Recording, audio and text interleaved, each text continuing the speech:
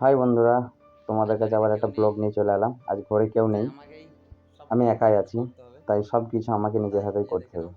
তাই আমি একটা পেঁয়াজ নিয়ে নিলাম এবং কাটতে বসে গেলাম। আর দেখছো লঙ্কা, শুকনো লঙ্কা আমি আগেই পুড়িয়ে নিয়ে এসেছিলাম ওটা। তা আমি মোটামুটি বটিতে বসে গেলাম।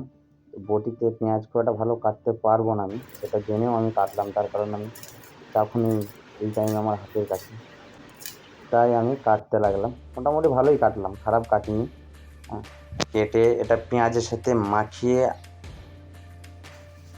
আলু সেদ্ধ করা ছিল সেটাকে দিয়ে আলু সানবো আমি। শুকনো লঙ্কাটা আমি পুড়িয়ে নিয়ে এসেছিলাম, তো অলরেডি আমি পেঁয়াজটাকে লঙ্কাটাকে ধুয়ে নেবো ভালোভাবে। তাই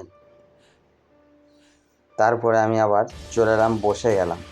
বসে বেটে অলরেডি তা করতে করতে আমাকে আব্বা ফোন করছে যে তাড়াতাড়ি কিছু খেয়ে নে, মাঠে মেশিন গেছে, ধান কাটবে। তা বাড়িতে ধান যাবে, তিলপল বিছাতে হবে। তা আমি খুব তাড়াতাড়ি কাজগুলো সব কমপ্লিট করতে লাগলাম।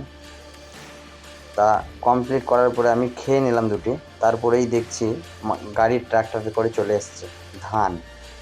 তাই আমি তিলপল দিয়ে দিয়েছিলাম, ধান ঢেলে দিল। ধান মোটামুটি ভালোই হয়েছে, খারাপ হয়নি। ধানের ওয়েটও ভালো, তার কারণ আমি যে দেখলাম ধানের ওয়েটও খারাপ নেই।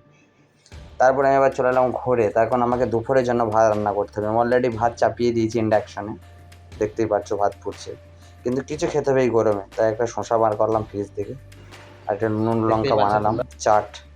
তা খাচ্ছি, বেশ ভালোই লাগলো, খারাপ লাগেনি। তা বন্ধুরা, ভিডিওটা কেমন লাগলো একটু জানাবে, লাইক শেয়ার এবং কমেন্ট করবে এবং ফলো করতে ভুলবে না। Thank you.